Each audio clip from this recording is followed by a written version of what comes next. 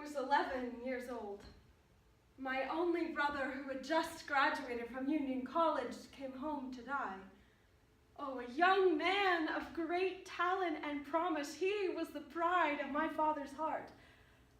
I recall going into the large, darkened parlor and finding the mirrors, pictures, and casket all draped in white, and my father seated, pale and immovable, as he took no notice of me.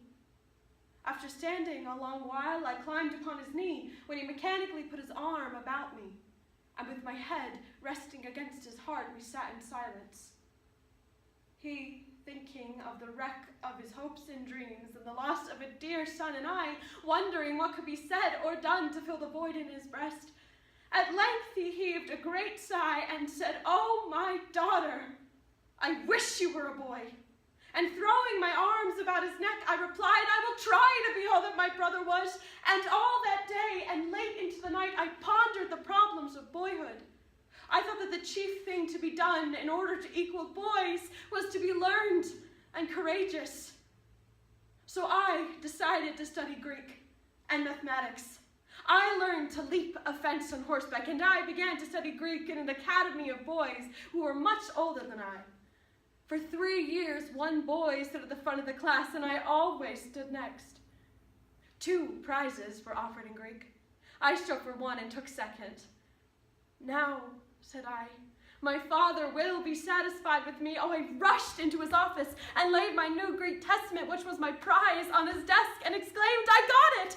He picked up the book, asked me some questions about the class, and evidently pleased, handed it back to me. Then he kissed me on the forehead and he said, You should have been a boy."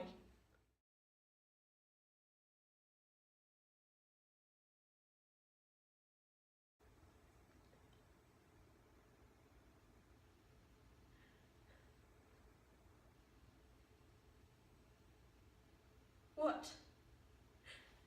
Do you tremble? Are you all afraid? Alas, I blame you not, for you are mortal, and mortal eyes cannot endure the devil. Avaunt, thou dreadful minister of hell! Thou hadst power over his mortal body, but his soul thou canst not have, therefore be gone!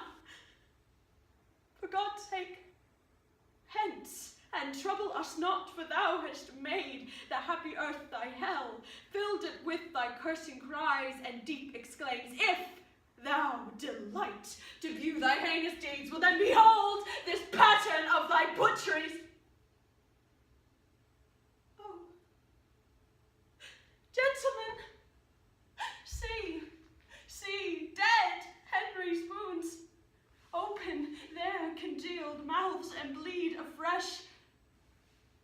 Blush, thou lump of foul deformity, for 'tis thy presence that exhales this blood from cold and empty veins where no blood dwells. Thy deed, inhuman and unnatural, provokes this deluge most unnatural.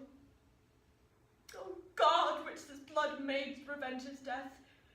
And O earth, which this blood drinkest, revenge his death. Either heaven with lightning strike the murderer dead, or earth gape open wide and eat him quick, as thou dost swallow up this good king's blood, which his hell-governed arm hath butchered